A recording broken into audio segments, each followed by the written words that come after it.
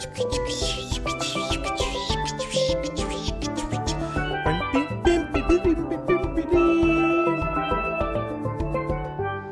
well, you get the whole intro. Welcome to the Corey Shepherd Podcast. This is episode 67. Thank you for all the viewers on YouTube. Thank you. All the listeners on Google Podcasts, Apple Podcasts, Spotify, TuneIn Radio, Audible. Thank you. And for the special crop of people who listening and viewing, I want to tell Ole was right. Salute my guy Ryan Ramchandani. Ryan, he was right. I was breaking this video thing for a long time, but I am surprised at how much people actually want to watch and tune in and enjoying the videos. That salute to y'all. So before we get into the mix today, right, I want to bring one of my grandmother's stories. You know what I mean? In the last 2 weeks, I lose 2 aunts who was elders in our family. Salute to Auntie Gertrude, my girl, and Auntie Ruby.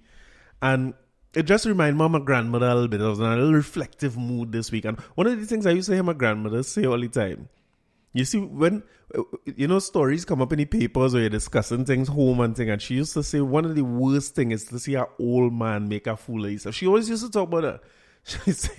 She said, keep your old tail quiet. When old man running down young woman, or you see old men and they're trying to dress young, or worse again, when you see old boys and them, you're 70-something years old, but you're trying to use young people's slang, or you want to fight young people. She always says, boy, keep your old ass quiet. Sometimes you're bad when you're young. And we have to remember this, because we head in there. Sometimes when you're young, right, and you have things under control, and you know what I mean, you're doing good in life, you're making money, or you have a woman like that. For men in particular, it's only men that go through this, and they're so bad. But when you get old, all the way, they slow down a whole lot, right? Now, what's the moral of that story? Wait, well, I mean, I talked about video just now. Maybe I shouldn't tell you the moral of that story on video just now, eh? I'll tell you the moral of the story just now. I want the police, I want the army, the Coast Guard, I want everybody who was involved in the repression, the oppression of African people. Right. I want you to get your last day warning. Right. If you do not change, you do not adjust this society, they're coming on you. Oh, God. God is going to destroy you. Oh, God. You have no weapon to defend yourself. And it's proved right now because if people get killed and you can't do nothing.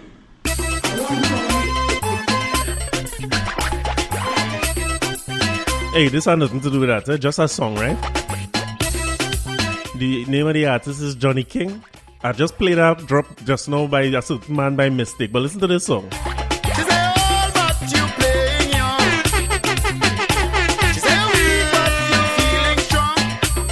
Hear this part. You could have be my grandfather. The young girl called him mister. She say you're dancing cool. Your waistline is cool. Clean up your act. Stop doing that. She said take the vice out your waist, old man. Take it out. Your conduct is out of place, old man. And if you're feeling the wine, old man,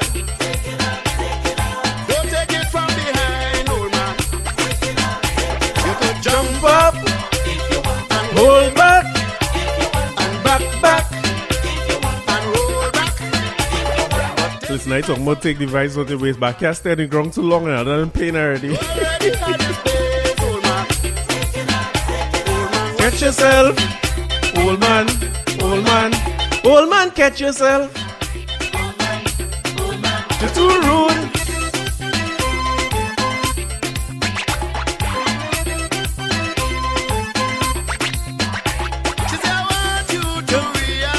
Hey, what she say? That you are Well, close to 95. So when you're looking for young women, and when you think about your grandchildren, you could come out online. yes, Have a good time, but respect your age. hear that?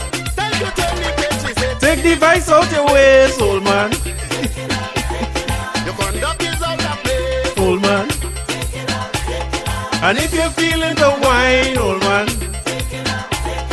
don't take it from behind, old man. You could jump up, If you want to, wave up, if you want, back, if you want, and roll back. take the vice out your waist, old man. You already have your space, Take it out, take it out. Man, watch yourself. Old man, old man, Oh man, catch yourself. old man. You're too rude.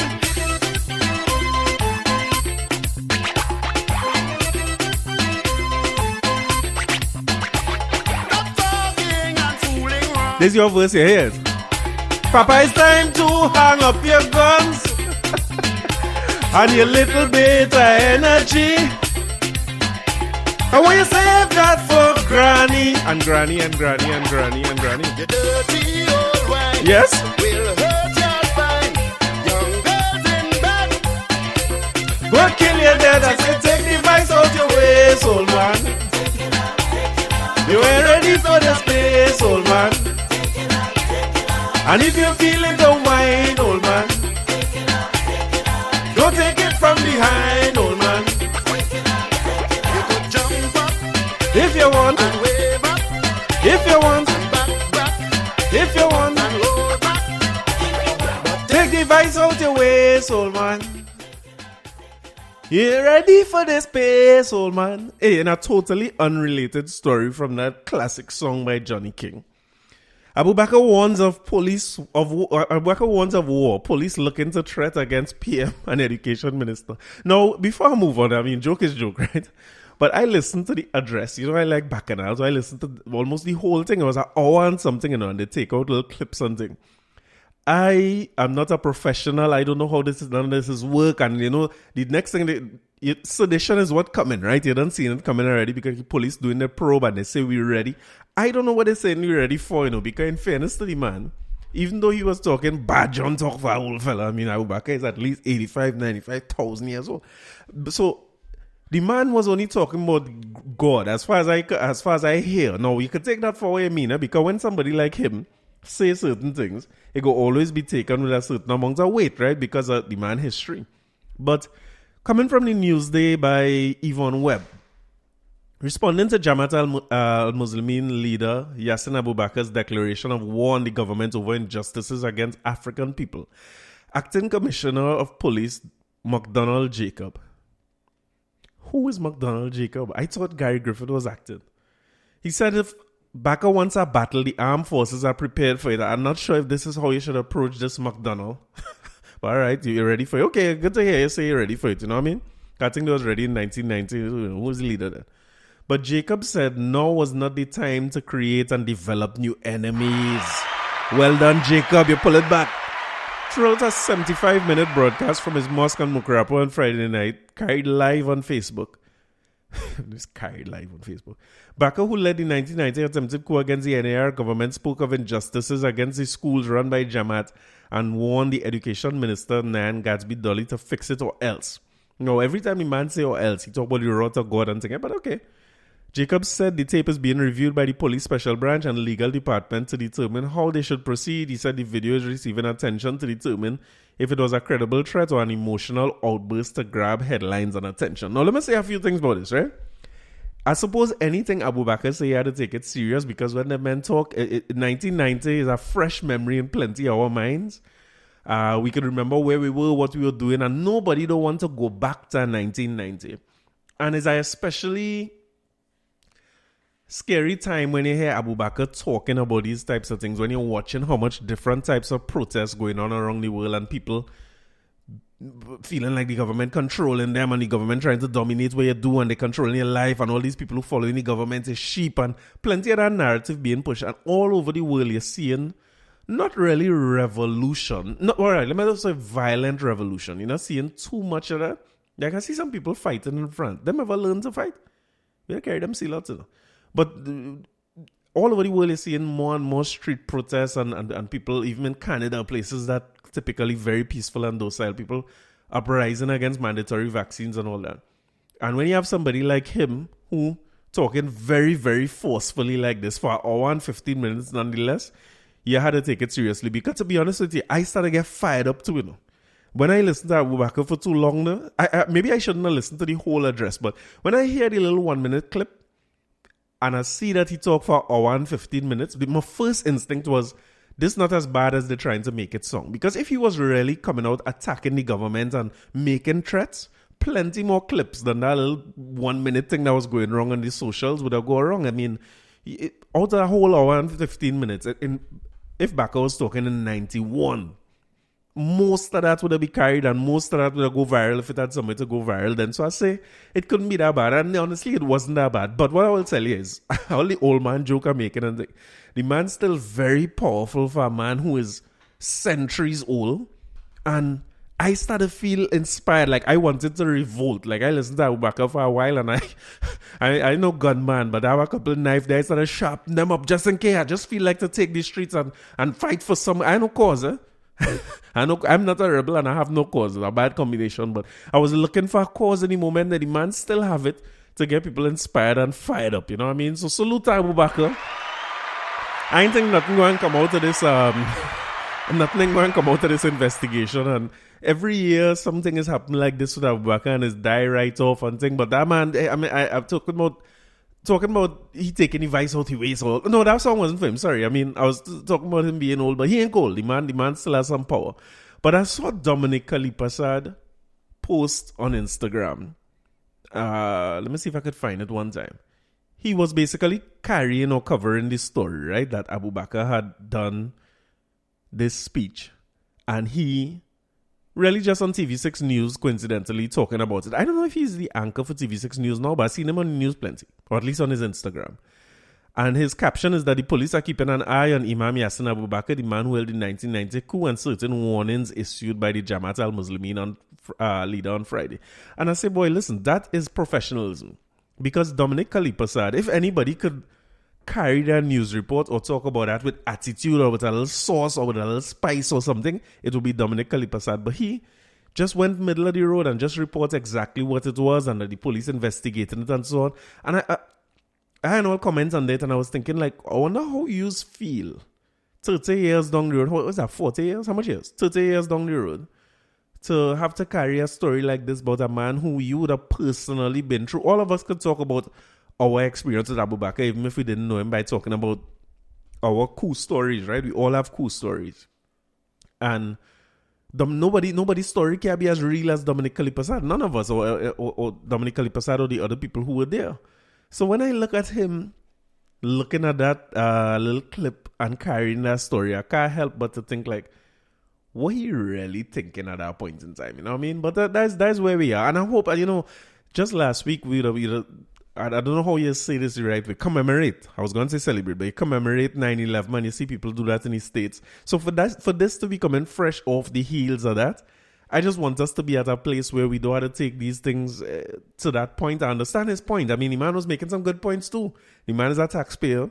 He find that taxpayers' dollars going to support the schools, and his main gripe was about the denominational schools who was a part of the Concordat getting preferential treatment for the 20% list. Now, to be honest with you, as a young person, you all will tell me if you had understand this from small, right? But I never knew the 20% list was a real thing, you know. I always thought it's like it's like barbershop talk then. Little talk people say, and it have a 20% list. Not realizing that the denominational schools who are part of that Concordat, they are entitled to 20% of the spaces in the school. Because, I mean, if you went...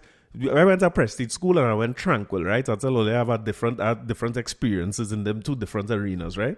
And what I could tell you is, in Fatima, the amount of work I had to put in, God bless Miss Sinclair, who drill us every single day, morning and evening, to be able to pass for Fatima. I didn't have no connection. I wasn't part of no 20% list. My mother and father never donate nothing to the school, so for anybody to think, and I didn't know anybody. All our family and Fatima, Sheppy, what I told you about last week was a Fatima boy. And I remember men from St. James like Sean Ramdu and them was Fatima men and things. So I always wanted to go Fatima, Garth and Kendall, who, same Auntie Gertrude that tell you who passed away, that's her son. Salute to them.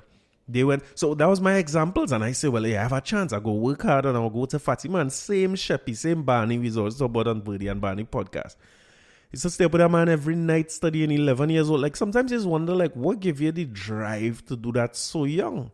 I used to do that all the time. Like I was determined nothing was going to stop me from passing for Fatima. And in my standard 5 class, I was coming, it's at 40 people in the class. I never come higher than 36, 37 every week. But not realizing that with them grades are probably around 80 something percent. It was just a very good class. I think I come in last. I feel like I dance. And boy, I put on my head and started studying. And only up until the last exam we did, practice exam. Not even mock. Them days we used to do a full common entrance exam maybe every month leading up to common entrance, if not more often. I remember that point I started come first and second in them tests and thing, and I say, well, all right, at 97, 98%. So I know personally, and if you're listening to this, you might know. I know if you're listening to this and you was only 20% list for the school again, but if you pass common entrance for your first choice, you know the kind of work it takes to get to that level.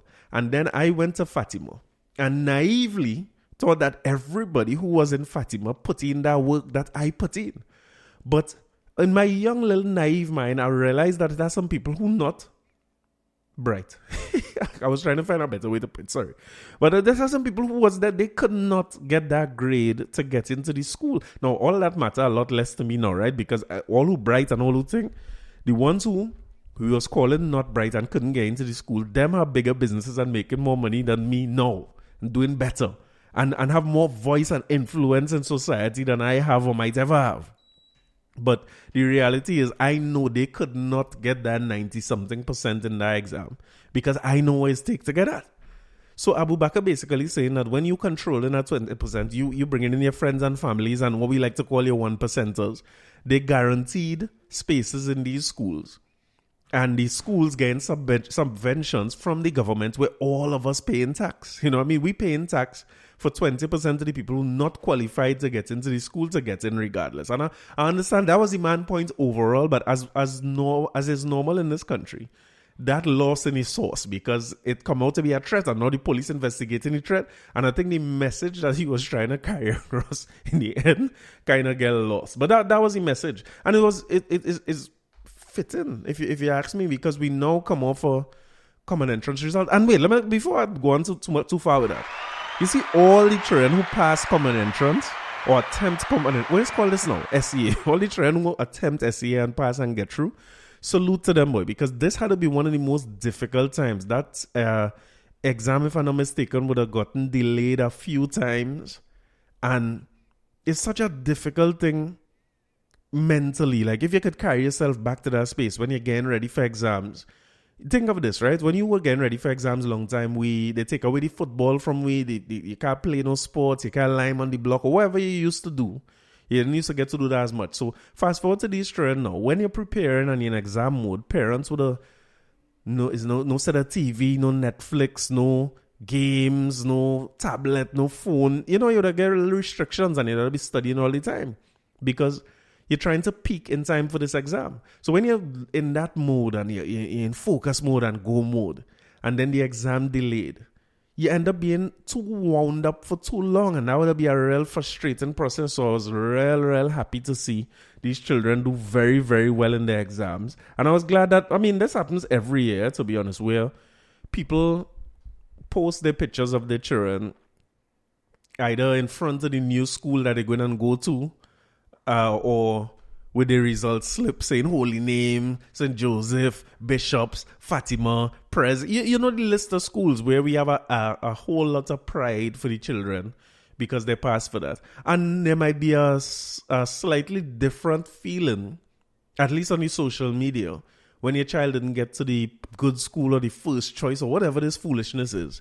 And I want to say to them, listen, all you do great. I hope if you are children who didn't pass for their first choice, I want you to listen to this. Listen, you do great. In these times here or in any times you pass and you move on to 12 years old, at 11, 12, you're going to be fine.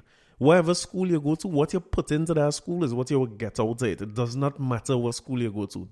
Listen, it don't matter to me one bit. If Zachary don't say he want to go Fatima, but like he make a 20% deal with Father Gregory, I being transparent because like he and Father Gregory don't talk. I had plans for the man to go to school in South, but he say he want to go Fatima. And he don't talk to Father Gregory already, so I out of that. But the point I'm making is that once you get through, all of us, when you're talking to somebody and they're doing well in life, and think, when last you asked somebody who driving sweet or living sweet or who you look up to and see they're doing well, when last you asked them, hey, what school you went by chance? You went to nobody cares.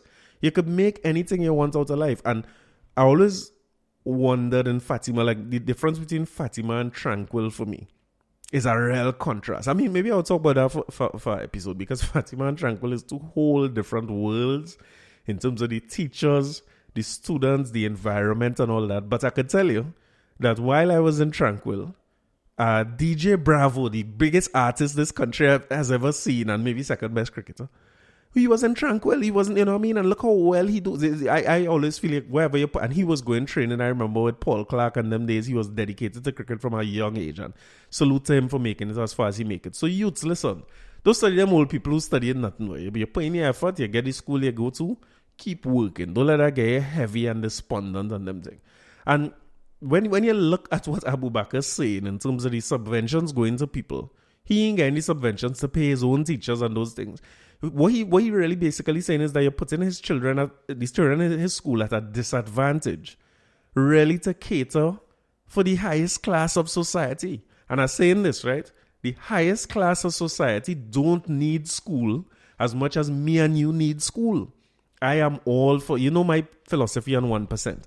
I don't believe in that foolishness like 1% is this and I'm not against no 1% and thing. Anytime, if I do business and good business in life and I end up as the 1% of the wealth in the country, what you going to tell me now? Our next generation come to tell my son he wicked and he 1% and they ain't care what nobody and it's hard man work to get 1%. Whether you reach 1% legal, illegal, you could put whatever spin you want on it. And anybody who achieved that work real hard to achieve it. So I don't ever knock the 1%. But the 1% don't need schools. I want to call men name, but I don't want to put men out there. But I know men who was in Fatima who could not keep up. They couldn't keep up with the classes. They couldn't keep up with the exams. They couldn't keep up with the work. They couldn't play no sports. They couldn't play no music. They wasn't even getting no girls. They couldn't even pull in a little you know what I mean? It wasn't saying nothing. But they have bigger businesses than me today. The education matter more for people who are in the middle class, whether you're upper middle all the way down. The education will matter more for you. That the education could change your circumstances more than them. Also, if bad comes to worse, and let me say you have a 1% who their child or grandchild or whatsoever, they make the grade and they fail, right? They fail common entrance. Going back to common entrance days, you fail and you can't get a place. You think they will be okay in life? They're going to pay for them to go to the best schools in this country or outside. So I agree with Abu Bakar as much as I'm making my joke and thing. You see, Robin, think of 20% of the people. Fatima have 1,000 students in it. Or St. Mary's? Might be St. Mary's. 800 to 1,000 students. That means 200 students in any 5-year period not getting a chance because you only on that 20% list if you want somebody good enough. How you want people to get good in this country? Unless you could build a school block, you could paint a classroom, you could do what you had to do. So I agree with Abu Bakr to that sense. And I have a song to play. I don't know if Ole will remember. Crook Crook Common Entrance song. Like I can remember I would be 8 years old when he sang that. He sang that and win Calypso Monarch in 1988, right? And these things so closely related together because think of who was in power in 1988. And the Calypsonians was jamming him to the point where it culminated in a coup in 1990. As a matter of fact, the year before, was it the year before, boy? Was it 86? I want to give you the right information, because if Krokro win in 87, in 88, Stalin win in 87 with Bondem and Mr. Panmaker. Let me tell you for sure. I don't want to give you no bad info. And 86 will be Rudder. The other year before that Chalk does had win. Really pong in the nar. So 86, I'm pretty sure 86 is Rudder. Yeah, 86 is Rudder. Haman, Bahia Gale, then Stalin, Mr. Panmaker and Bundem. And then Krokro win with that song, Three Borats. Listen to Three Borats on your own, right? I ain't playing that. But Corruption and Common Entrance, we will take a look at today. Oh, Chalk, this was year after 89. With a show for Wanted talking about how they hand over the reins to I think it's Robinson, Humphrey, and Carlton Phillips, was it? And they and the very next year is cool time, you know. But I want to take you to this song, Common Entrance. Corruption and Common Entrance is the name of the song by Krokro. And look how closely related it is to what Abu Bakr said.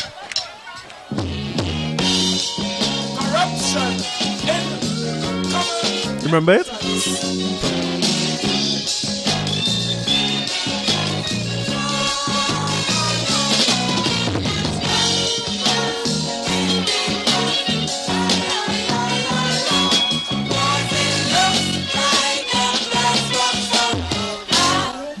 Yeah, lyrics. Yes. La la la la la. Too much high class in the class. Tra la la la. Too much high class in the class. Tra la la la la.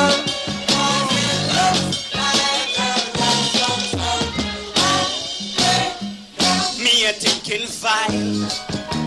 Trying to protect my child, but corruption is a constant annoyance.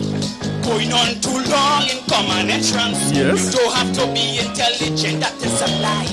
Your father must pull a good string with complexion high.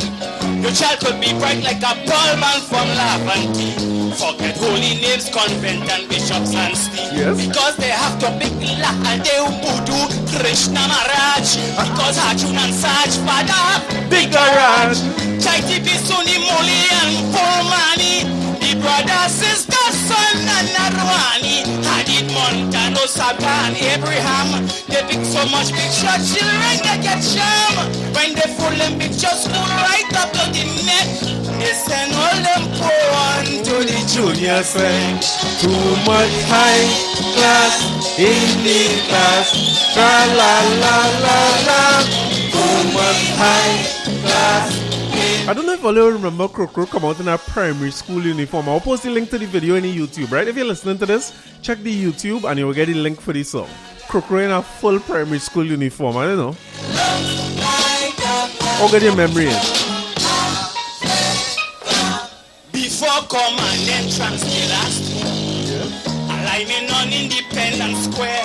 A woman shopping back fall long on the pavement. I see uniform clothes for holy names convent. I say, woman, how you show your child pass for a school?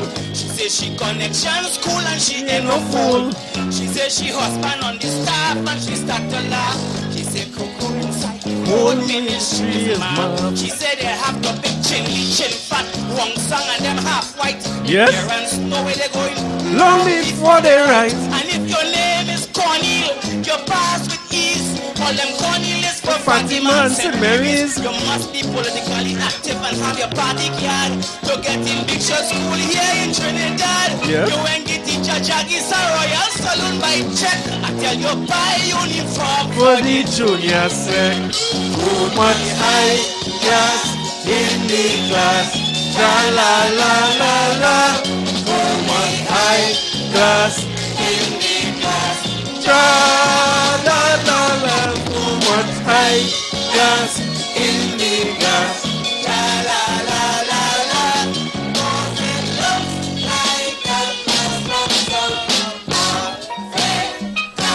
They say they're stopping common entrance.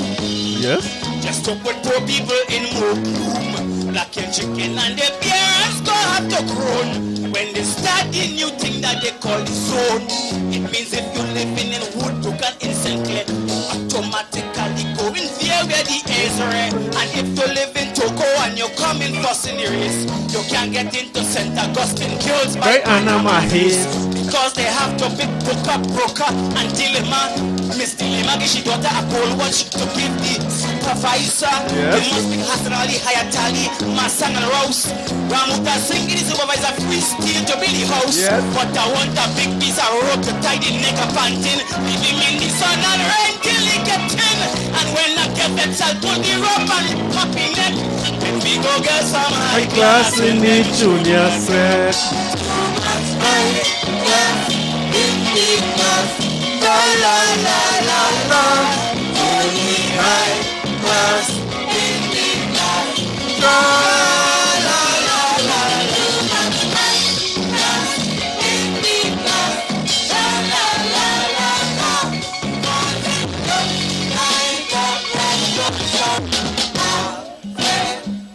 I think it's a shame Natasha Should have a big shot name.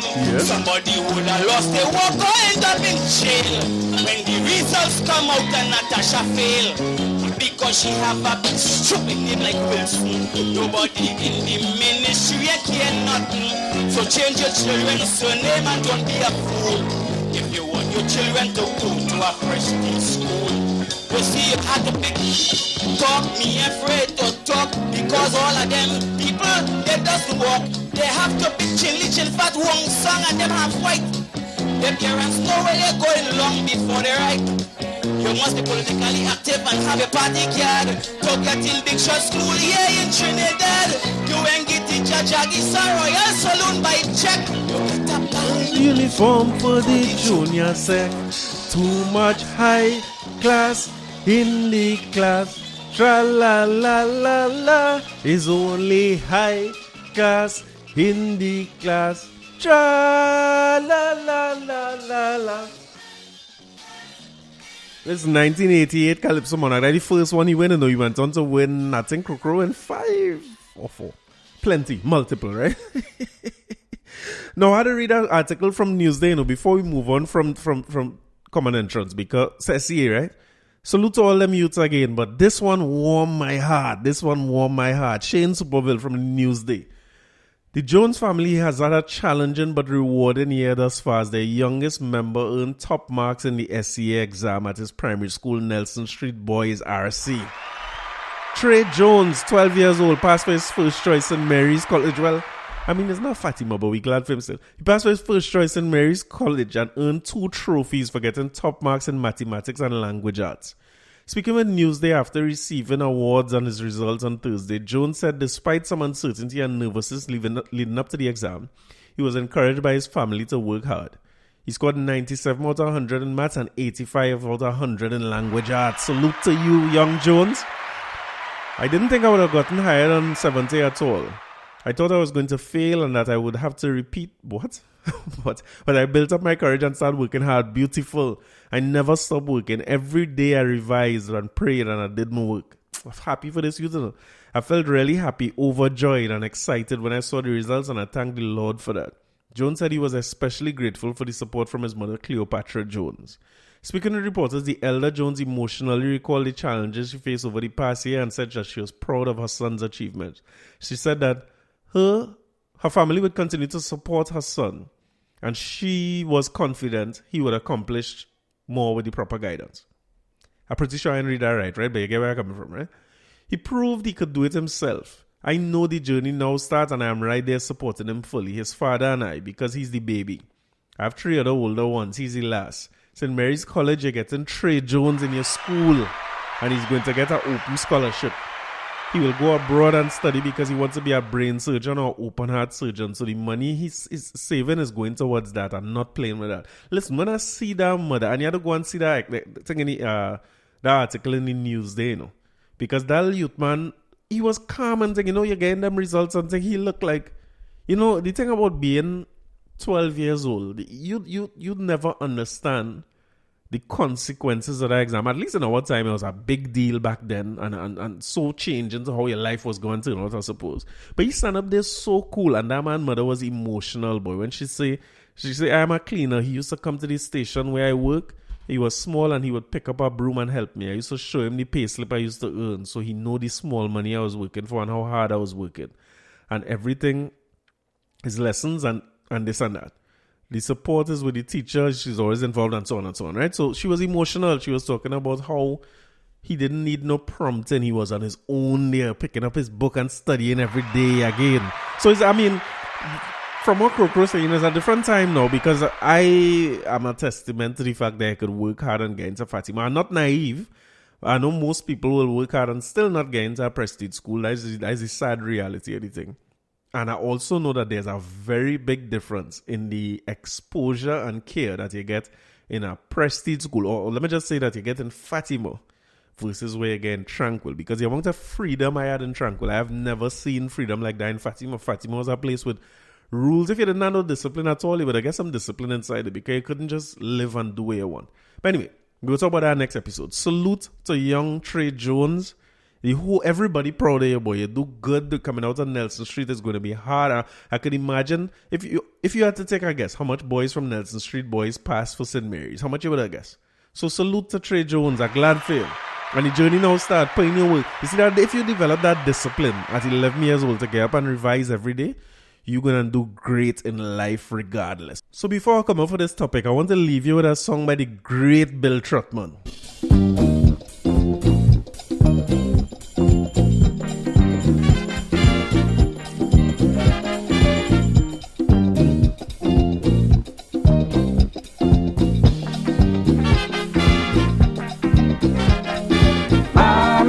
Mommy, I want to go back to school. Mommy, stay home and too cold. I want you to understand, I need an education. I want to learn to be fan, be a Calypsonian. But what I really love the best, I want to be in school in time for recess. Lang-a-lang-a-lang-a-lang-a-lang, the bell ringing, oh Lord. Lang-a-lang-a-lang-a-lang, school children running so wide In this, the International Year of the Child.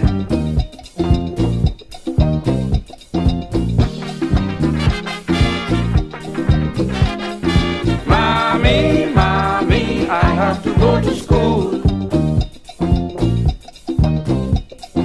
Mommy, I want to learn the rules. To become a great athlete, to stand on my own two feet.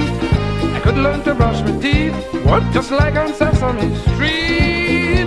But what I love in school the most as man, Yes. to stay with teacher Beulah in detention. Lang-a-lang-a-lang-a-lang, the bell ringing, oh Lord.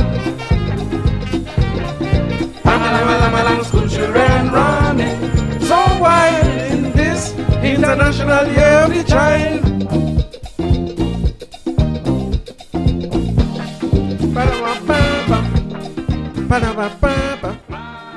Mommy.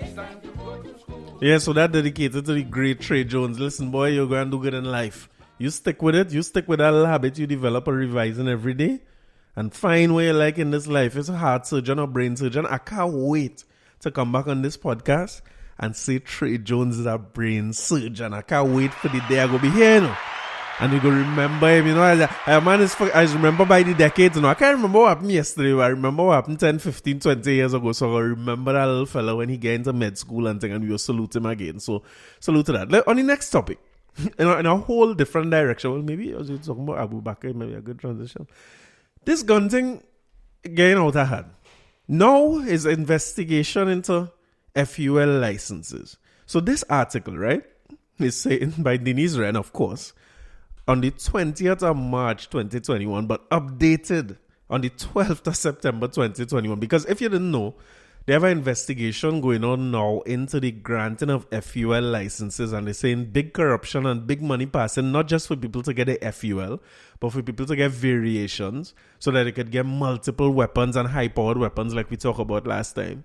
And apparently people collecting loud money and loud favors, and also the application beyond the variation and getting the license itself. Apparently they have a racket running to with who could own gun shop and who could own gun range and things. So let me read from the Express. This is long like a trouble episode now. I don't feel like I'm in trouble in the first half hour already. And now I'm going in more trouble. We should just talk about CPL, you know. Extravagant gifts such as a Benelli M4 shotgun are being showered on several police officers and employees of the TTPS by businessmen in exchange for fast-tracking gun licenses. The businessmen in question operate their establishments in Central and Silots. This makes me even more nervous now. We're so specific here. The gifts act as inducements to officers in exchange for the fast-tracking of FULs and variations and firearm dealers' licenses. That's what I'm talking about, the dealer license. The rewards include covering medical expenses at private institutions, land purchases, sophisticated firearm purchases, cash, and home renovations. God. Kukru should have think about this too. It's not just a Royal Saloon and thing given. That is not just for common entrance. Of the 4 officers whose conduct has come into question during the Sunday Express probe, 2 have commented or acknowledged receipt of the questions posed. One is no stranger to the media, as he has often attended police news briefings and spoken on the issues of FULs, provisional licenses, FULs, variations, dealers licenses, and so on. So that's the story. The story is that this being probed, and when they had reached out to Gary Griffith for comment, he didn't really had much to say. No comment, and they had to put it in their own nice way. No comment. This was a reading from Andrea Perez Sobers in the Express, is it? Yeah, in the Express. This was the response of a usually so they said no comment. This was the response of a usually garrulous acting police commissioner Gary Griffith yesterday when asked for his reaction to the exclusive Sunday Express lead story, which revealed that a former judge had been hired to begin an investigation into allegations that senior members of the TTPS have brought the organization into disrepute and engaged in acts of misconduct. The probe, which was headed by Judge Stanley John, involves allegations of a license for sale racket in the granting of firearm user licenses. So we hear again, we talk about this for a few weeks now. This seems to be a hot issue. And my question to everybody is the same. Is like, what do we do? I saw an editorial go out this week too with this is a regular citizen, right? Not a journalist. So that's not editorial. What is called that again when they, like, an opinion piece? I can't remember what it's called that, when people mail in their own thing. And he was basically saying, get rid of the license thing. Nobody should not apply for no license. People should be able to get a gun if they want. And I'm not sure that I want to live in a Trinidad where everybody carry it. Now, granted, the illegal firearm thing is a problem because if man come and kick in your door and them have a gun and you don't have nothing, you have a problem. I understand that from all my friends or colleagues who have the FUL and who carry the weapon with them religiously. They don't put it down at all, But my question will always go back to, is that the kind of society we want to live in? Where having a weapon, having something to counteract somebody who's doing something to you is the only way out, or the only way we could feel safe. They must have better ways. I know it will take time for the society to change and everything.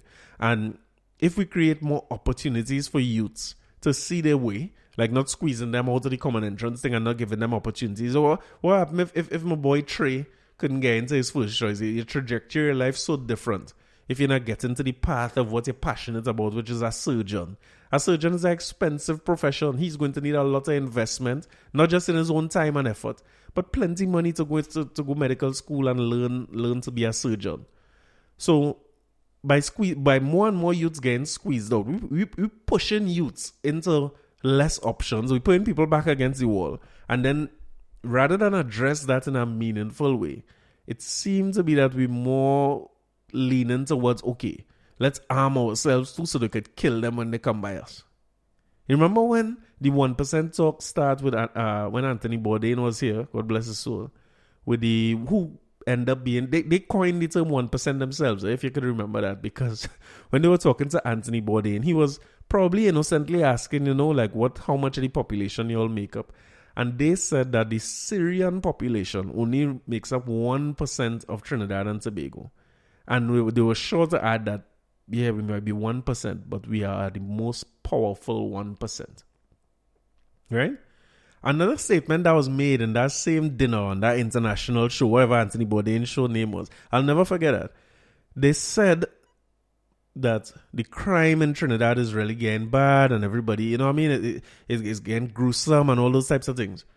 And they say, we're starting to get scared, we're worried about it if it continues to get any worse. And then they said, at least we still have the middle class now as a buffer. Now, that statement could mean many things, but I'll tell you what I take it to mean. I take it to mean that we so secure as the 1% here and so far removed from the rest of society that the criminals will have to pass through the middle class first to get to them. That's how I take it. I could be wrong about that, but I don't know how. I don't know how she intended it when she made this statement. I don't know what's her name either. One of the 1%ers.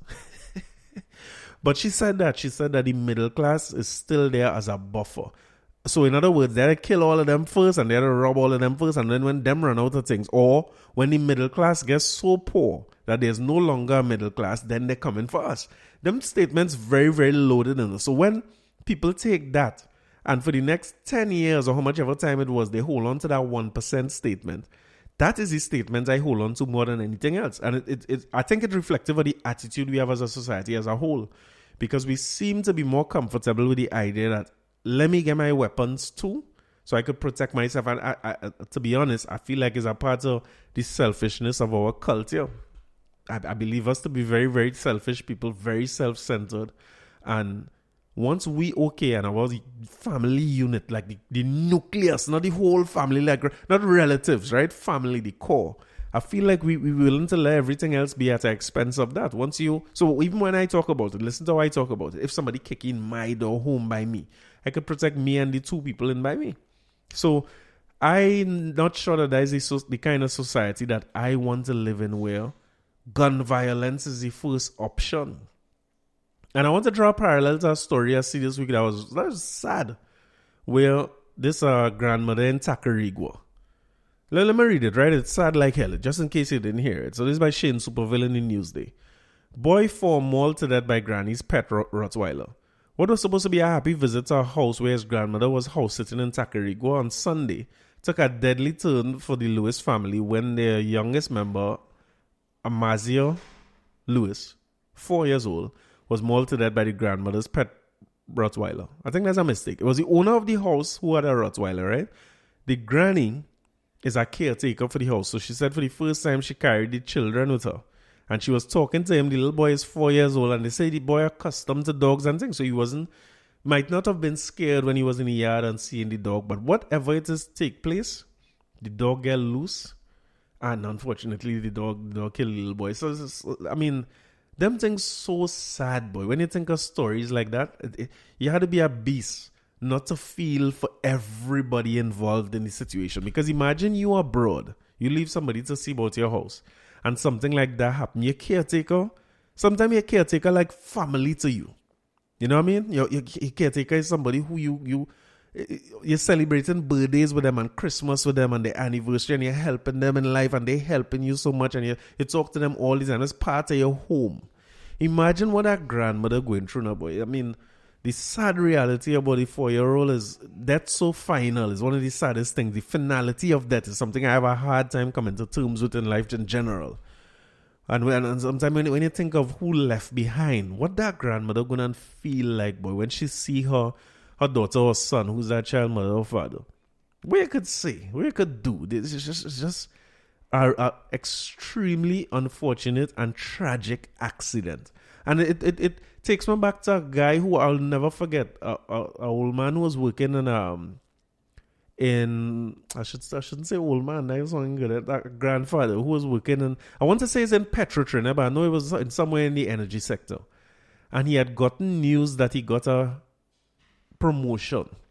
And he went driving with his son to carry his son daycare. And he get the news of the promotion on the way. And my boy went straight to work, forget the child. The child must drop asleep in the car. And he forget the child in the car and he went and do all kind of other thing. And the heat, the child suffocated and died in the car. I don't know if you all remember that story. But boy, that was sad, boy. Oh my God. I keep thinking to myself, what are you going to put that man on trial for? And I thinking about, I putting myself in my own shoes. I have a young son at that time, I think. And I myself was driving to carry Zachary to daycare time. And the daycare, I was living in St. James with my mother. And the daycare was by YMCA. So I studied the drive to go YMCA to St. James. And when I reached Baratario, I remember I had to drop Zachary because he's sleeping so peaceful in the car, newborn, you know.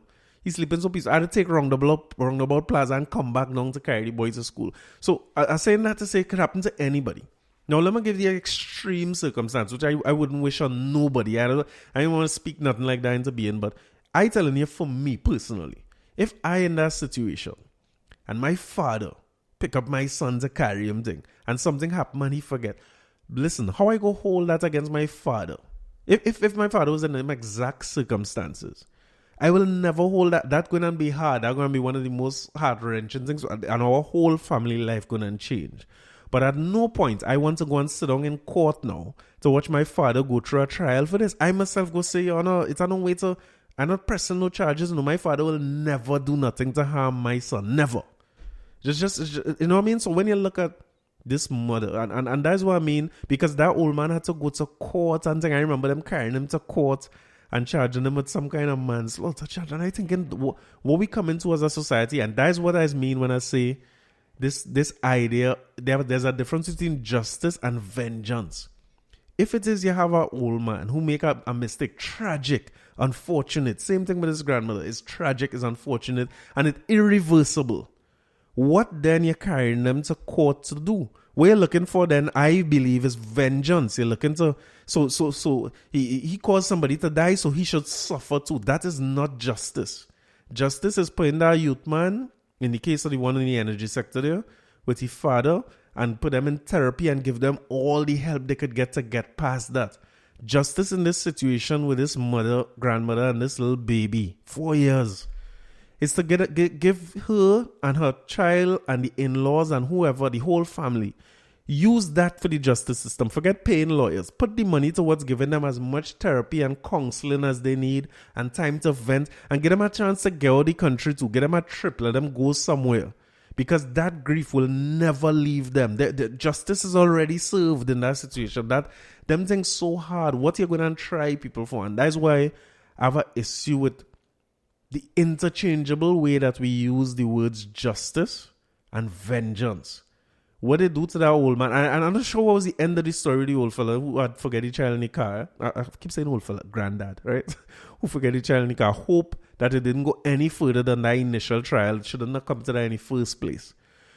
But I see a similar situation with this with the grandmother here now, where I don't know what will happen to the grandmother. I suppose by next week when things happen, we could discuss that.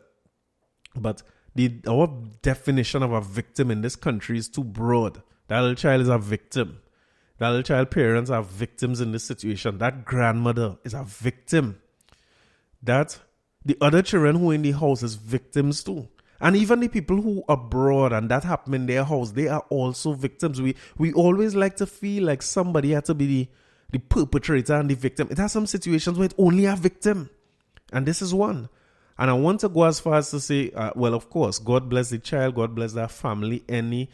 Boy, listen, my prayers with them. We my little family here, we talking about them today. Imagine Stacy now trying to see if Axel, we have a little pug. She's studying, if Axel bite up somebody. And I say, listen, the chances of that is 0. Axel can't do nobody the dog coward like hell. But I spare a thought for the dog, because I see a situation that reminds me of that vengeance versus justice when I was watching that video. And I didn't understand what I was looking at. I first started to see some policemen jumping a wall. And they was jumping the wall so slow I get bored and I take off the video. Not realizing that they went into the yard and shoot up that dog with automatic weapons. You see the same gun thing we're talking about? Just like with that child, the finality of death is a hell of a thing. And a dog is not an animal that cannot, I want to say can't defend itself. It can't explain itself. It can't tell you what happened. Those things. It's dumb animals, if you want to call it that, right? So I was trying to figure out that scenario, because at first I was saying, well, maybe the child was still on the ground. But then I see a construction worker who was next door. Salute to them construction workers, boy. They say they try their best. They distract the dog and jump in the yard and they get the child and carry the child to safety. And the fellow was talking. You could hear, I read it. I didn't even hear him talk, and you could feel the pain coming through the words on the paper. And he was saying, the child was still gasping for breath when he get him, and the child ended up passing away. It's sad. Them and all his victims. So I trying to understand, if the child was no longer under threat, the family didn't seem to be, when I say the family, the grandmother and the other children didn't seem to be under threat either, because they locked up in a house. The police, all you go in that yard, and the best all you could do is to shoot up the dog. And now I'm not saying, they have a school of thought that once a dog bites and kills somebody, the dog should be killed, I suppose. Again, the vengeance, right? But even if that is the case and we go in with that, right? Let me say collectively we're comfortable with that and we go in with that. They have a humane way to do that. So we don't have a TSPC or nothing who they could alert the people in the house safe. Because if the people wasn't in the house safe, they would have started shoot from in the yard. If somebody was to, and the construction workers would have get involved and things. So the dog is not a threat to anybody in that moment. I know we upset. We come there is high tension and all that. Yes, but we trained, right? With police officers. It's no TSPCA. It have no tranquilizer gun or anything that somebody could say, all right, well, we had to get the granny and them out. Let me get these people. We'll get a tranquilizer gun. We'll shoot the dog. The dog will go to sleep, comfortable. Nobody will be unsafe, because I don't want the policemen to be unsafe or anything or at risk when they go in the yard, of course. Or I don't want granny and them to be at risk, of course. So we tranquilize him, settle the dog down, good thing. And if at that point you had to euthanize or whatever, go by a vet and do that in a humane way. Or if possible at all, wait for them people to come back in the country. Alert them to the fact that their dog had to be put down. Your dog killed a child regardless of the circumstances. Your dog had to be put down. Alert them to the fact. Let them people be able to come and, you know what I mean? Book a flight fast and come back in and see the dog off. That dog is a part of the family. I mean, anybody who ever, how many people ever lost a dog and think, really, oh, you know what? Forget you losing a dog. Think of your children, or if you were small when a dog died. It's a sad thing, you know. And I mean, boy, losing a pet so different to losing a relative or a family member. I think it's because they can't talk. Something about the silence of animals when you lose them is a big part of your family gone by, and is live for such a short period of time. So if that family abroad, they have children, they know how to go on Instagram and watch a video with a man with a semi-automatic weapon. He take that semi-automatic and I say, but what, you hear any dog bawling? Why was that necessary? Is what I asking overall.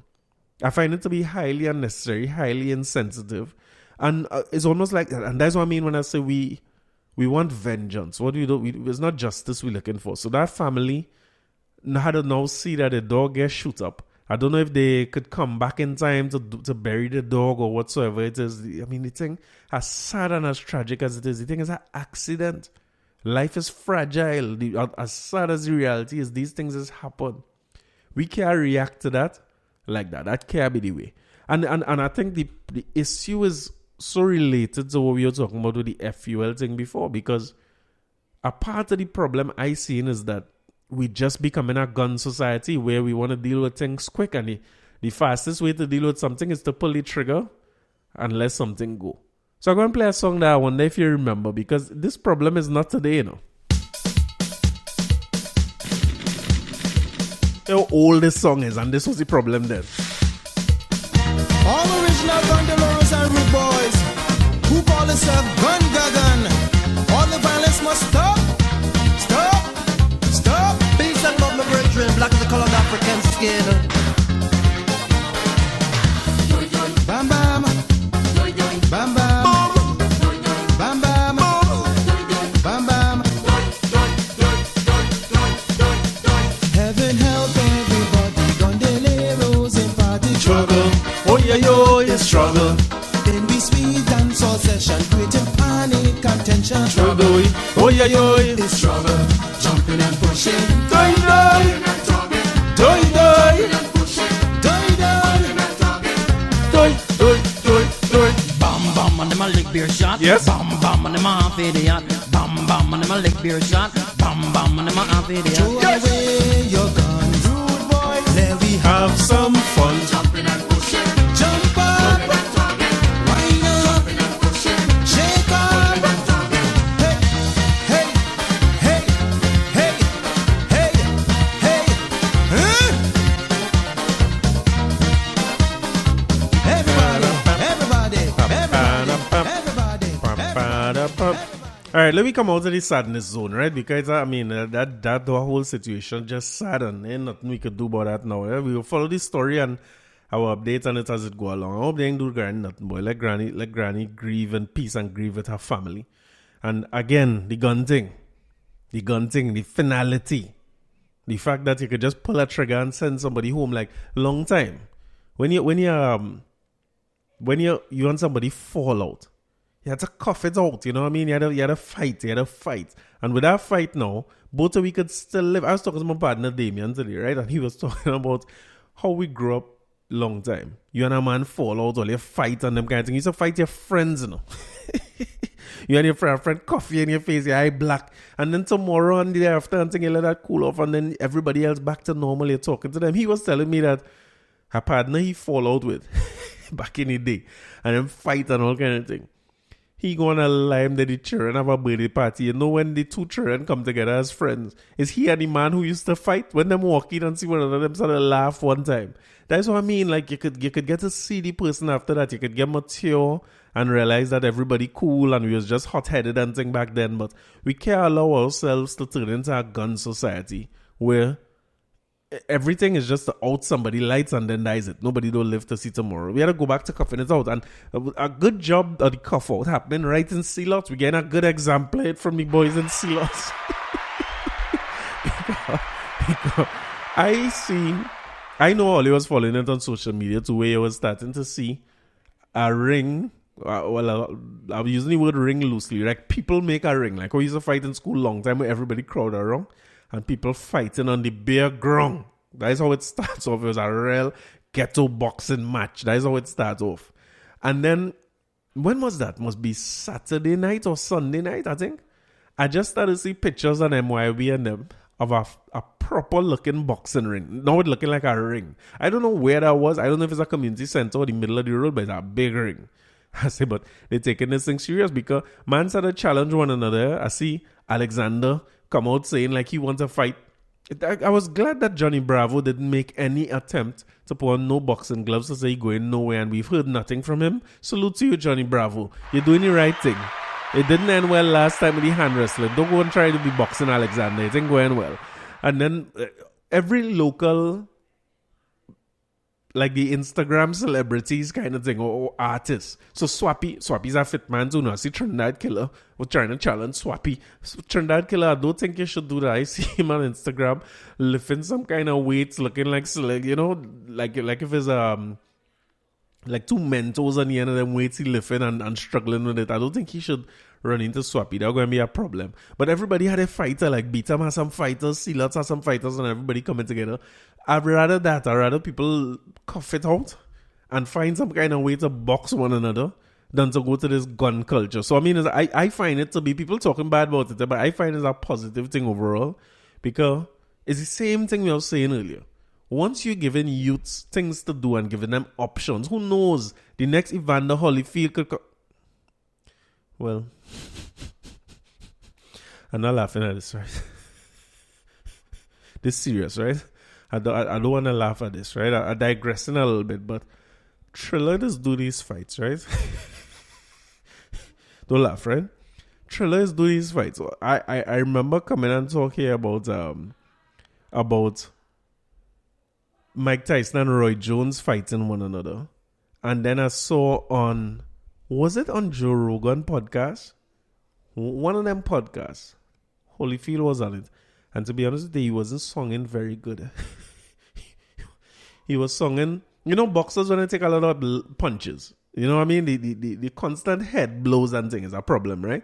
So he was singing like he get one too many of them head blows. He wasn't singing like when you hear Tyson now, he could talk clearly. When you hear George Foreman, he was talking very, very clear and thing. But when you hear Holyfield, he wasn't singing so good. You know what I mean? And Holyfield take one of these Triller fights. Now, on that podcast, he said he wanted to fight Tyson, right? So I'm advising him, just like I'm advising Johnny Bravo. Evander, please don't fight Tyson. Don't attempt to fight Tyson, right? Let me forget that thought. Forget that. Leave that thought right where you pick it up. But he went into the ring with a fellow by the name of Vitor Belfort. Holyfield is 58, Abu Bakr age. And Holyfield and Abu Bakr same age. Both of them is about 1,000 years old. And boy, that man went in that ring and it didn't look good at no point. Holyfield get knocked out, knocked through the ring. Nothing about what he was doing was looking good. He was looking very, very slow. And I feel sorry for Holyfield. But anyway, who's to say that we wouldn't get our local, let me say Tyson then. We wouldn't get our own local Tyson out of what is happening in Sealots there. But I want to warn all you who didn't see it before. Who might go on MYOB on Instagram or News Before News or just Google Sealots boxing, you go see some things. I want to tell you that it's very, very ghetto. You know, they used to say ghetto fighting. That's what they should name it, ghetto fighting. They should, again, I'm not for free. Name it a ghetto fighting thing because men looking like some total of them men training. It's push-ups and lifting weights and sit-ups and jogging and things. It have no technical training to it. First of all, the first bout I see on Sunday night, I see a clip of men in their cut-off jeans. You remember Cartel used to say cut-off foot pants?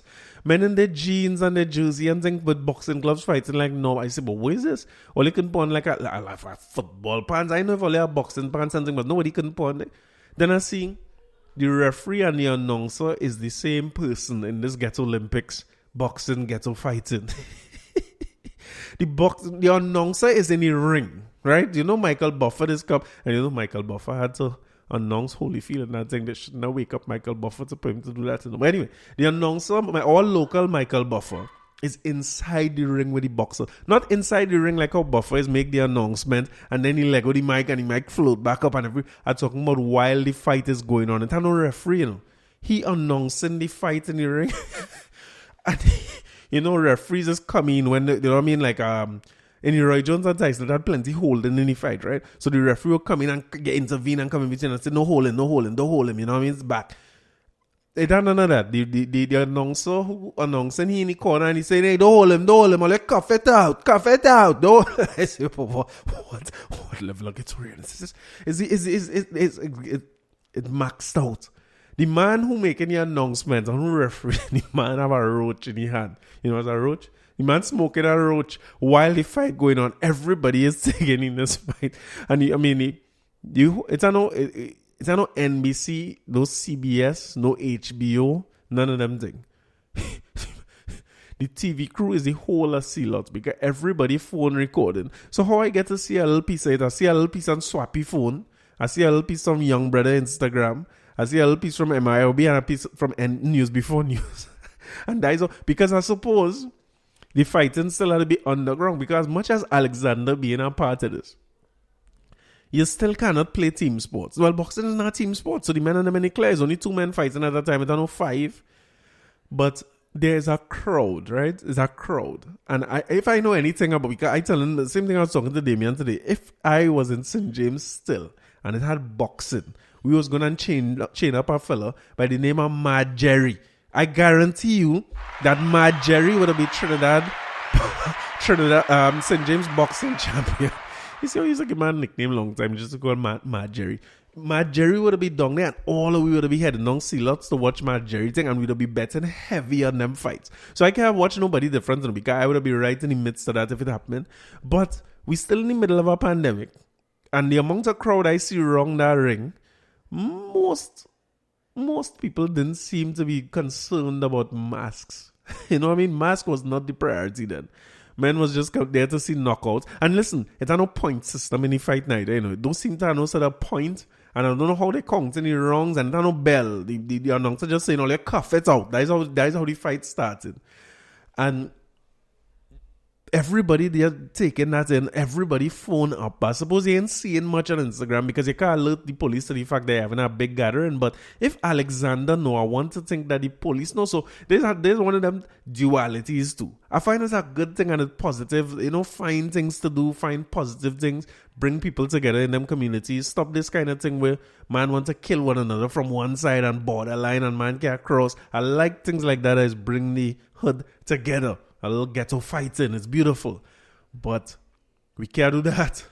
We can't. Now is not the time for that. Even if we're doing that, let me do it in a way where it's still the social distancing and, you know what I mean? I don't know who's the person for that area. Marley McDonald, maybe? I doubt.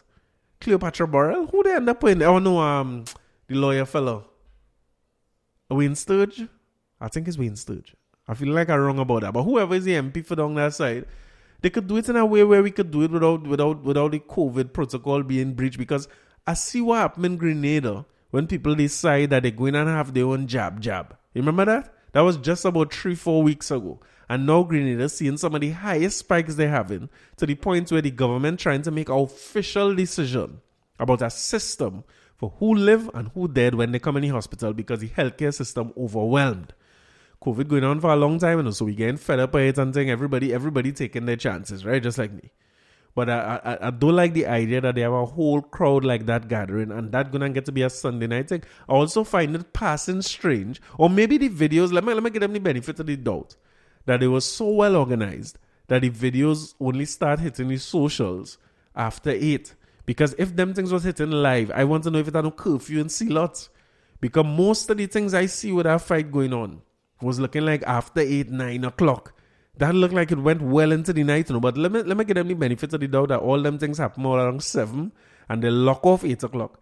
And they didn't set out nothing done not to alert the police on them where it is happening and they could disperse before the police reach. But the gathering is a problem. I don't want to see we reach where Grenada reach. Grenada under some strain now and having to make some tough decisions about what they do in their society about who live and who die. Just because they get loose and they decide they're having their own juve. I'm sure that a lot of people are regretting that now.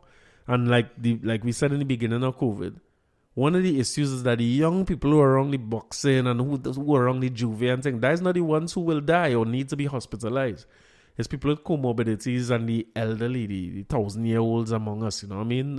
It's going to be hard for them if you carry home COVID on that side, you know what I mean? So, but salute. I like the boxing initiative. I hope that they have a way to bring it in where everybody could be safe while they're doing it still, All right, let's talk a little bit about what happened in media, right? Salute to Jason Williams. Jason Williams is now the new host of CNC3 Morning Brew. That used to be Hema Ramkissoon. Remember when Hema Ramkissoon was leaving for about every week for about 2 years? She was supposed to leave the show and think, well, she leave. Plenty happened. We talk about it here too with Natalie Lagoa and all that, and a big change to the Morning Brew. And it never really settled down since Hema leave. They haven't had a steady host for a long time.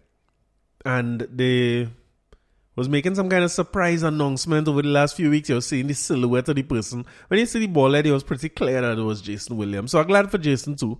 And I remember, well, I'm a big JW and Blaze fan, so I used to listen to them every morning. So salute to JW, because that WESN thing he was on before was real. That was a little bit flat and a little bit boring. And then he went on, I believe, Next 99.1 with Whitney. I never listened to that because my two stations is either, if I ain't listening to Slam on a morning with Blaze and them, on an evening would it be Hoppy and them. I don't even listen to that again. Although JJ is a general, but I ain't listen to evening radio in a long time. He ain't driving, so you can't listen to radio as much anymore. But apparently the UNC is very upset about JW hosting Morning Edition, if nobody wasn't following this story.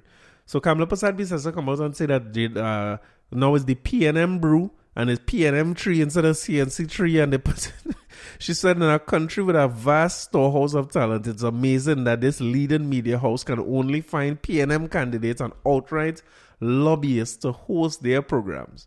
This is a danger to democracy and the treasury and the people of TNT. And I was surprised. I was so shocked at a statement like this. I was like, wow. What they say politics have a morality of its own. I wonder if she's forgetting how many people leave the media and went into or how much people from her party end up on the media. It was in her political party under her reign. And also how much people who leave the media and end up in her party. It went both ways. People come from the party and went into media. People leave the media and went into politics. It is not new. It's been happening ever since. Media personalities could have a big following, and part of that following might translate into some votes. Since when there's a problem? I wonder if she remember that there's a fellow named Ian Allen who went up. I so confused now. CNC3 pull a few master strokes, and that's why I say this on the vaccination change that happened. I was talking about that last week. Something happening inside UNC, and it seemed like they have a faction. You know, the parties are split up in two sometimes. If it happened yet, believe me, it coming. Because some parts of UNC changed the tone on vaccine completely. To the point where Ian Allen was on JW program the other morning as one of their guests. And he was appealing to people to go and get vaccinated. He was hesitant, but saying, and the vaccine is the only way to go. We had to go back to normal. It is the cleanest 180-degree turn I have ever seen in my life. Lewis Hamilton will be proud. That kind of hairpin turn ain't easy to negotiate. Because Ian Allen had people on his show. He was outright telling people not to take the vaccine and don't follow the government and don't follow Rowley and them. I was worried about it last week. I didn't want to say it without being sure. But I went back and looked at some of his shows, and he was outright telling people don't bother with that vaccine. Don't trust them. He was also going as far as to get people who had the vaccine and had complications or issues, or one or two people that died after they took the vaccine. Drummer from Dilly Nadan comes to mind. And there was no relation between him passing away and the vaccine, but Ian Allen and them was using that to say, look, you take the vaccine and you go follow them and you go dead.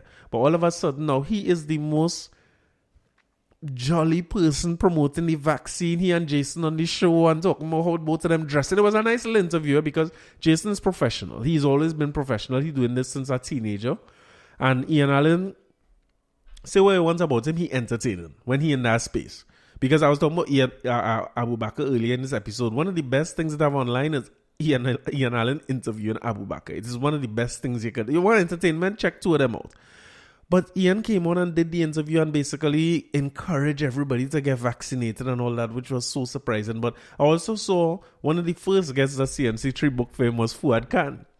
So they're trying to... Was it Fuad Khan? Somebody from who would do UNC or ex-UNC. And it makes some sense because I remember them accusing him and Ramkisuna of being so biased and being so much for the UNC and defending UNC policies and pushing UNC agenda. It's just more the same, you know. So now JW was there after being a politician for how long? He was a senator for a few minutes and then he was campaigning for about an hour and a half. And that was it.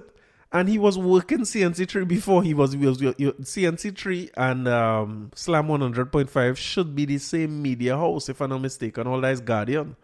So he gone back to his job. Thank God he landed back somewhere because, I mean, that WESN thing, I find I was carrying down Jason a little bit, to be honest. That show was not well produced at all. So he on the morning show, and I hope he do well. I do have a theory about Jason Williams, though. And I'm eager to see how it pan out over time because when you're on the morning show and your main competition is somebody like Fazir Muhammad or Himaram Kisoon at the time and so on, or Natalie Logo, you would find that they are a category of people, whether you want to say they're biased or they're whatever, because they were saying Hema is a UNC and Natalie's PNM and whatever you want to say about them. They are very well read, extremely informed, and they are firm in their stance. They're more. They none of the three of them who I call there among many others. I am forgetting some of them, but they're not. Or Dale and Tony, if you use them as examples, they're not just entertaining. They also could challenge opinions. They have a lot of the historical knowledge. They have a lot of context, and they read a lot. They're keeping up with what happened with current affairs all the time. So they were delivering a morning program that was not. It wasn't easy to come and just mama guy and sweet talk and thing on that show. On any of those shows with him or with Fazir or with Natalie, you would be challenged on the show. So that is something that I've never seen Jason Williams in that space where he could interview beyond the surface. And not interview to like where you come from and where you grew up and where you're born and those types of things, but challenge people on issues. And there will come a time, very, very soon, where they have a very controversial issue in the country and they book the guest for him to be there. So I just hope that beyond what he's done, because I saw him on the morning show being slightly uncomfortable for a while now on with him and Blaze. You could see he wanted to be more serious. Because the days when Blaze didn't come out, Jason would always be kind of scolding callers almost. It's like, well, you play the fool all of your life, so talk something serious now every time. So he wants to take it to that next level. But a man named Nigel Nicholson, when I was doing media, the first thing he taught me when I walked into that class is, hey, you had to read. I was surprised that was the first lesson about reading. I was like, boy, we come to learn how to talk. But unless you're reading a lot and you're doing a lot of research and staying abreast and staying up to date, you're going to have a hard time with certain guests. Because you're dealing now with the best, the brightest. What's going to happen when they book them on your show?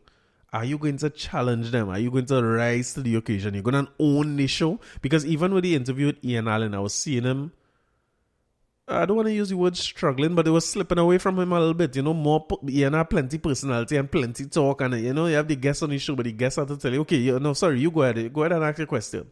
I don't want to take over the show. So I'm eager to see when he get politicians. So when you look back at some of the interviews with, when Terrence Dial Singh is on there with Fazir Muhammad, you're not going to be able to run away with no narrative there. You're going to have to answer the hard questions. And I'm just looking forward to that, to see Jason go up that next level to be able to handle that kind of thing. But all in all, I'm very happy. Jason is a man who extremely inspiring to me. The first time I ever see a camera in front of me, Jason Williams, he was at an event and Jason Williams was next to me, and I remember being nervous about, like, he see I was nervous. I had to do a little news interview thing for a promotion we was doing for our clients, and uncomfortable. And Jason make two little jokes to try to help me relax a little bit. And he said, boy, I say, what pointers you have for me, boy? He said, boy, just be yourself. Just be yourself. Act like if you're talking to me. And I say, all right. You know what I mean? So them little words went a long way for me. And he's also the type of person who, as a youth, he went with Brooksec when I was in Tranquil and thing. And Jason, anything you're doing for school and thing, he used to show up, he MCing whatever the thing is. So salute to him. I'm glad to see him rise to this level, boy. That is one of the top spots in media in the country in terms of morning TV, and I'm eager to see him hold it with two hands and go through the door, man. And just as we mentioned Natalie Legault, right? Natalie Legault had a post here, a little long, right? But I want to go through it because she was responding to. I hope you all could remember. I wish I could tell you which episode it was. I talked about Natalie, but I can't remember. When she was moved from CNC3. They were talking about, I think she had challenged the UNC on their casting doubts on the electoral process was the issue. And they come out and they say thing, and she bad talking to UNC and she PNM and all that. So she had a statement to make. A little long, but hear him out. So Barrington, Skippy Thomas, Bo Tiwari, Anil Roberts, Ian Allen are okay, but JW isn't. Or maybe, just maybe, the United National Congress feels a sense of entitlement regarding CNC3. Remember, that's where she was to her.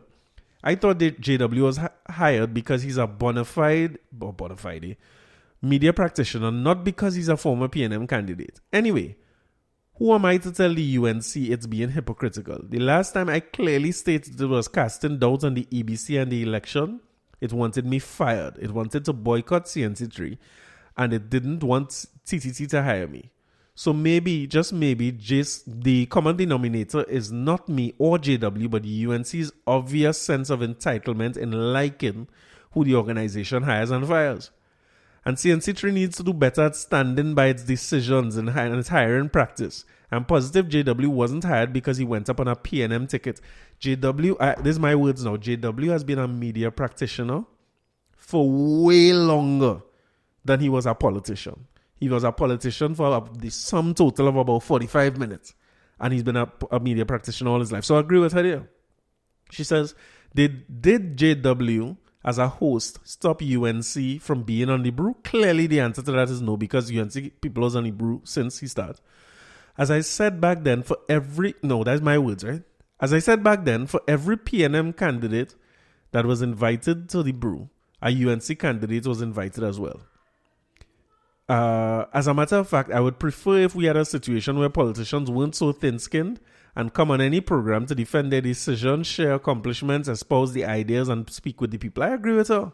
And trust me, I get this foolishness from both sides of the aisle. Some politicians act as if they're doing you a favor to come to speak to the people.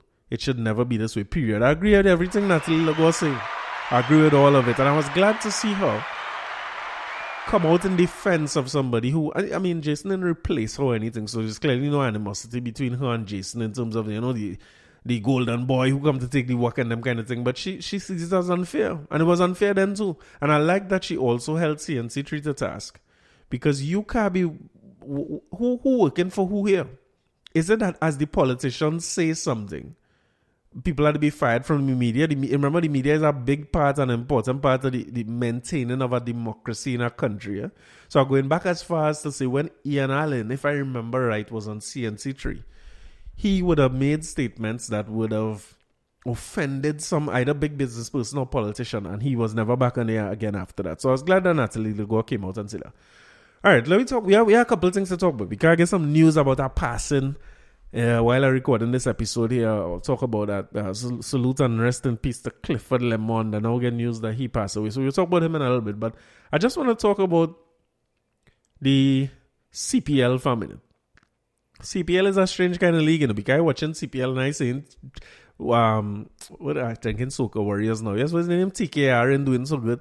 Not knowing TKR top in the table now. CPL has 6 teams. 4 teams is make the playoffs. It's the only league in the world where more teams is make the playoffs than who get kicked out. But I think Jamaica and Barbados gone, and now we're going into semi-final, and Pollard is leading the charge. We had 2 games against St. Kitts over the weekend. We get beat up very badly in one. and we managed to win the next one. The one we won was like a normal game.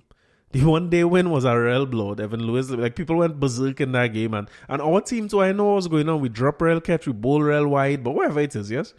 We're in the semi-final now, and we still have a chance to defend our title. And Bravo is a smart man, you know. Every time he interview, he's saying, "Yeah, TKR is the best team in the tournament right now." And I want it. He's just gassing up Pollard. So I hope Pollard know how to deal with that, and we beat people and go through the gate. But within the last week of CPL, now keep in mind that we have a T20 World Cup coming up, right? And with that T20 World Cup coming up, I'm sure the selectors will be looking at the players who, like how you perform in the CPL, to decide on who is the team that we're gonna take to the World Cup. Now, I give up on West Indies cricket a long time now. I try my best to not have anything to do with West Indies cricket. The CPL sucked me back in a kind of way, and now I end up having to watch CPL. It's exciting and all that. And I remember when we had won the last T20 World Cup, when Carlos Brathwaite hit about 5-6 in the last over to bring me back, we was looking like we was outside, and he come on. That was a giant performance by Brathwaite. So probably going to end up watching that World Cup to see how we perform. But something strange. I just pointed out something that very, very strange about the selection process in this in this World Cup here. The men and them picked number 1. Chris Gayle is our next fellow who's the same age as Abubakar and them, but he seemed to be still in the T20 for CPL. I suppose CPL is a different thing. That's club tournament. Anybody could pick anybody. But why he's still being picked for West Indies World Cup is beyond me. It's looking like if somebody make a decision that we're going to give the boys a last hurrah. And, all right, if that's the case, best you just say that. Because I see something they're saying about fitness tests. It really catch my eye when I see Sunil Narayan wasn't selected. And I mean, my belief, and I see people saying it online too, is that Sunil Narayan don't want to go in the thing because of his bowling action. And if his bowling action get called into consideration during the tournament, it could affect his earnings in terms of IPL and things. Sunil Narayan is one of the highest paid people in franchise cricket, right? But they said that he was unable to pass the fitness test. And the fitness test they're talking about is something they call a yo-yo test.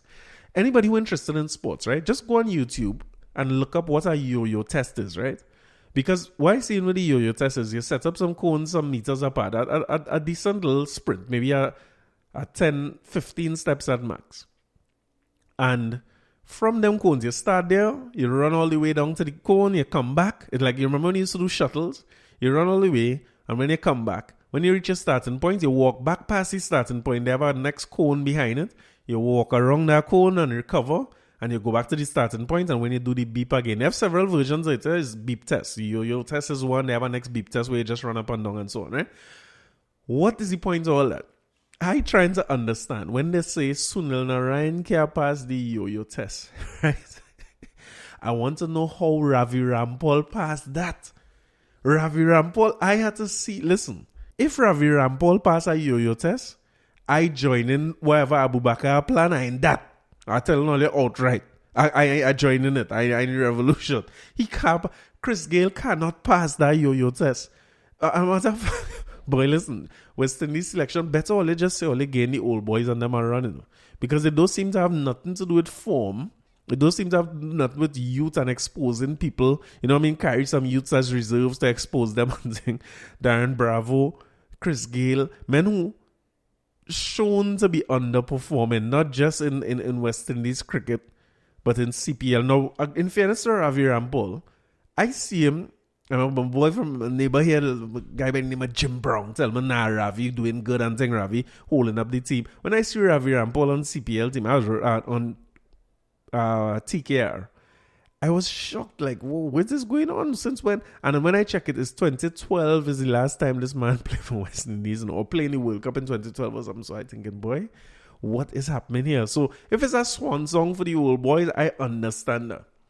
We could live with that. But don't my guy, we know, man, it's a youth men waiting who knocking at the door, who performing, and that is the squad we carry. But anyway, I go in for some strange reason. I'm going to be watching that T20 World Cup. I hope I don't live to regret it. Hopefully they go and they perform great. Gale make runs. I don't know if he open any batting or he batting lower down or what is happening these days. It don't look like this gonna be another heroic win like what we had last time. And I hope I'll remember last time too that when Darren Sammy as the captain, when he was interviewed after, he was talking about all the kind of issues they had. I believe that was the tournament where he was saying that they didn't get uniforms in time and they had to go and run down their own uniforms and them types. It was a embarrassing interview for a winning captain to have to go through. But I mean, we there, so I supporting them, and when it's done, I will tell Ole if I like West Indies against it, right?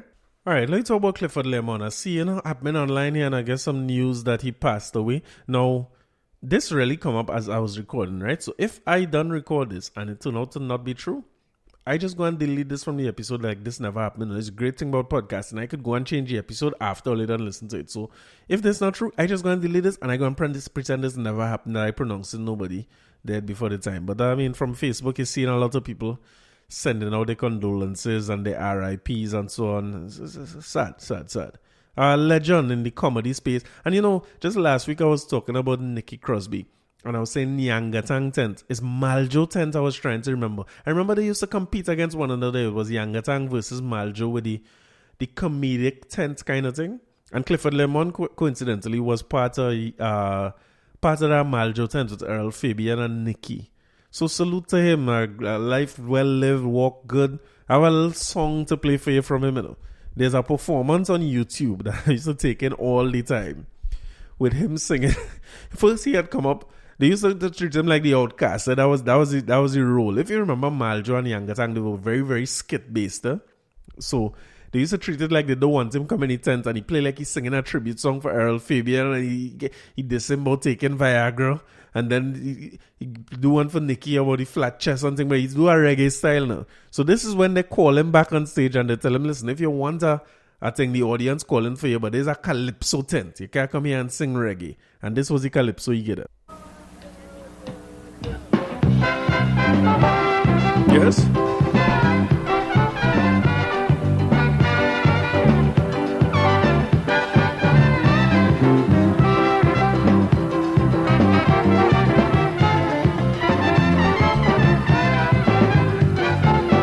Listen to lyrics. My girlfriend Emily,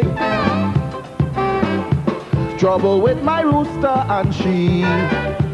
You see, I am a vegetarian, yes, but she love to eat chicken. Scramble onto my pet rooster and say she going and cooking. I tell she don't eat me cock.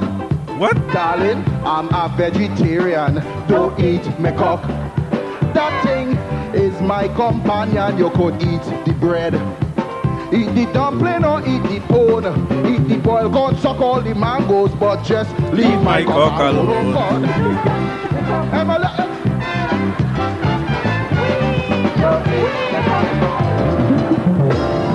You're mad or what? You're mad, you can't come here. Remember the call back in the tent?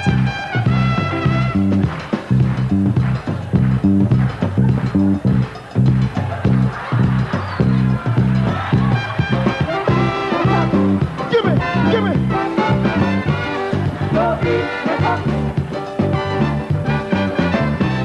Hey.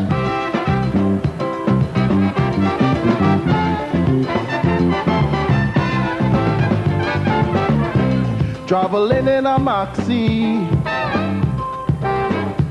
Well, I had my rooster with me. If you see people watching, a young girl in particular, only licking she lip and smiling, saying that go taste good with cassava. I tell she don't eat me cock. Darling, I'm a vegetarian. Don't eat me cock. That thing is my companion. You could eat the bread, eat the dumpling or eat the bone, eat the boiled corn, suck all the mangoes, but just leave my cock alone.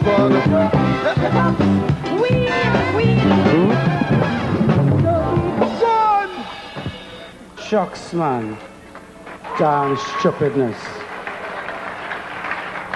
Go by Spectacular or somewhere. We don't... You got next What is all the problem? Hold on, next verse.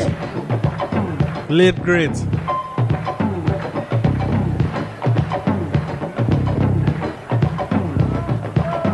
Stop, cut. And this Errol and Nikki, yeah? Something, sir. Nikki and I have just spoken and we've made a decision. We sponsoring a trip tomorrow morning to Switzerland. Really? We get a good Japan, deal further. on a one-way ticket. Further, Japan. Japan. You know, I went to China once. You went China? Let me tell you about it now.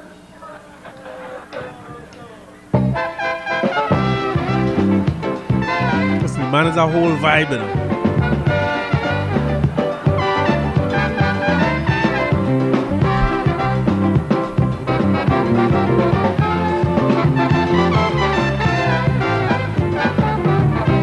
I went away to China.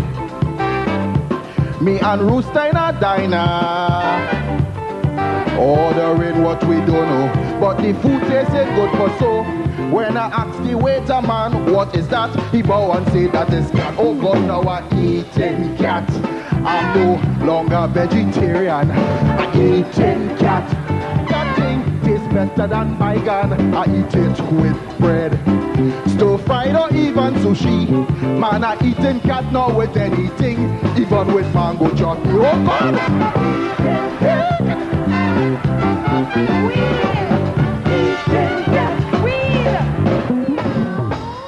And Jimmy singing loud. Hey, legendary stuff, you know, boy. You think them days could ever come back with a tent and thing, boy? If I ever say, we go bring back a tent, you know.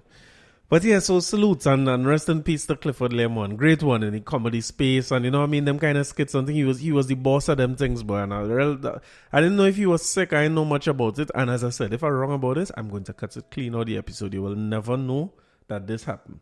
It's just gonna be a thing of the past, right? Now, usually I would leave these episodes with a song from the yesteryears, right? From back in the day. I want to do it different to close off this episode, right? I'm giving you a man from back in the day, but a new release from him. I hearing it the same time you're hearing it, right? Michael Mondesi come out and say, "Love in the house." He said that is the reassuring, repetitive refrain from music icon Super Blue Austin Lions to soca fans all over the world, navigating the restrictions and limitations of everyday life during the global COVID-19 pandemic. So let me take in this one together on a new song by Super Blue, "Love in the House."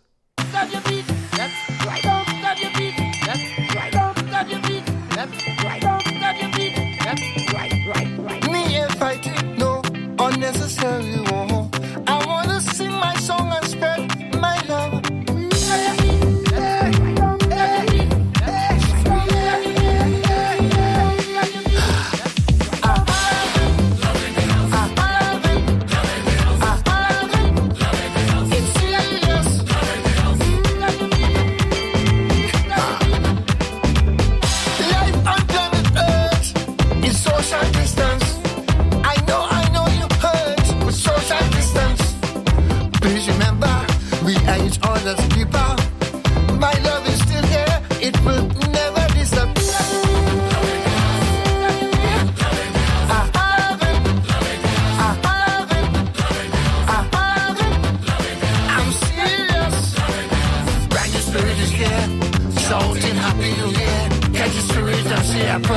Thank God and shout for the goals ahead.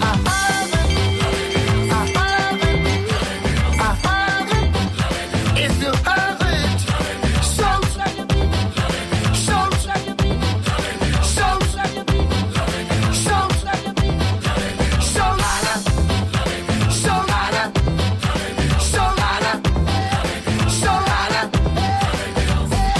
just imagine in my imagination. It was with joy for every girl and boys. Children,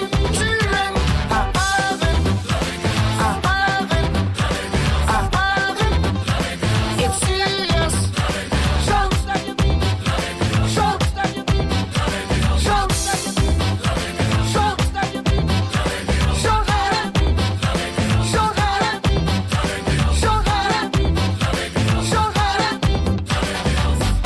you could come to me, social distance, eat and drink with me, social distance, acknowledge my presence with the bob in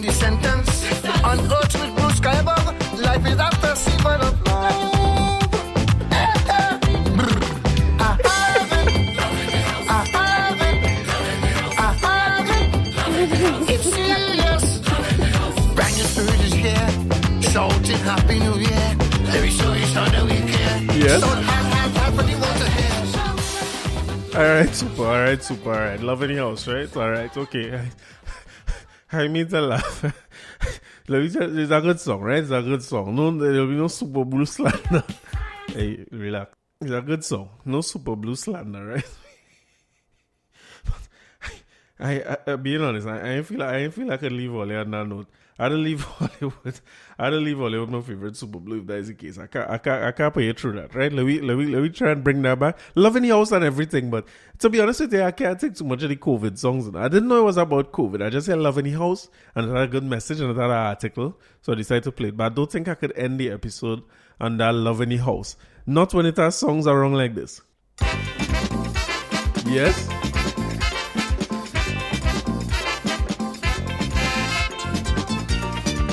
Maybe it's just I like old music.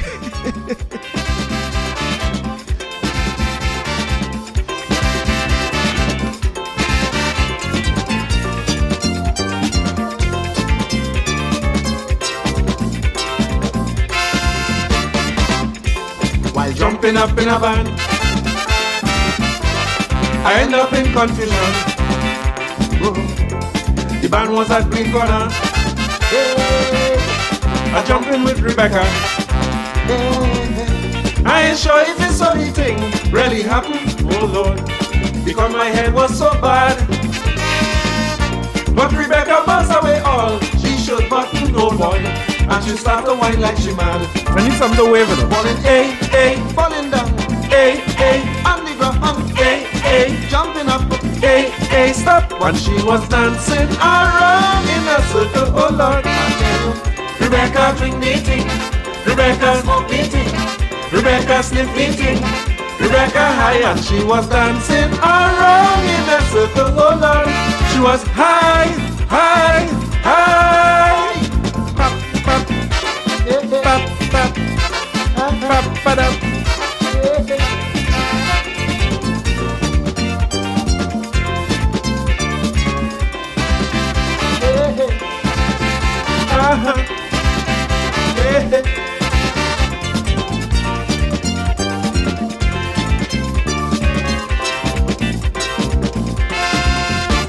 Yes. I know Rebecca from small. Yes. She have no behavior at all. No. She jumping and pelting kick like the girl possessed with music. Sing with me, man. Carnival Tuesday, soca jamming, hold on. A whining but decently. Trying my best to avoid people watching, oh boy.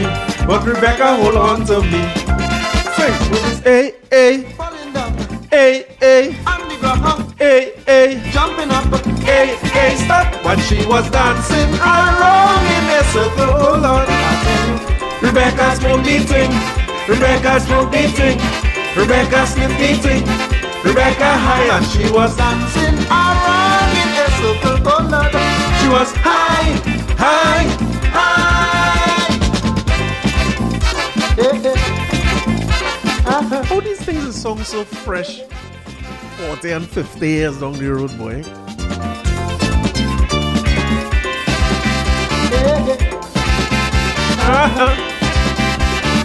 Song nearly as old as our back here.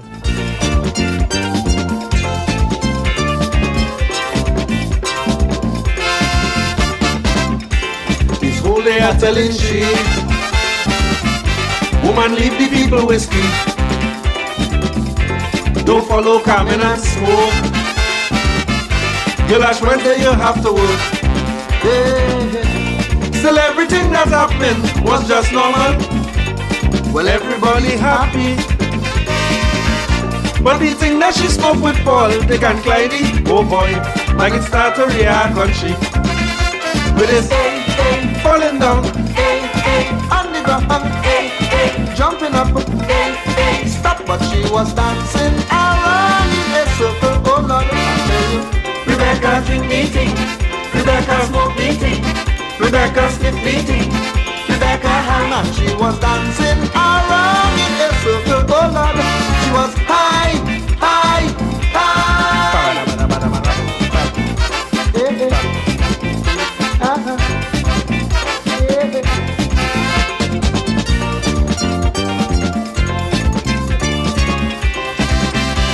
Oh,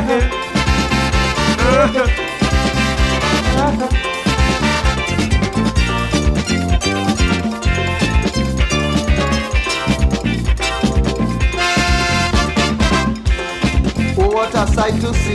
Yes. Hey, Rebecca flinging she body. Oh, see she in front the band. Hey, she enjoying the jam session. Hey, is commerce mixed up with commerce By Green Corner. Music blasting down the place. Our next woman bursts up she clothes like Rebecca. Oh boy, then they start to show off their waist. Yes. Falling A, falling down A, on the ground A, jumping up A, stop. But she was dancing around in a circle. Oh Lord, I tell you, Rebecca drink meeting, Rebecca smoke meeting, Rebecca sniff meeting, Rebecca hand, and she was dancing around in a circle. Oh Lord, she was high, high, high. Pap, pap, pada, pap, pap, pap, pada, pap, pap, pap, pap, pam, pam, pam, pam. Yes?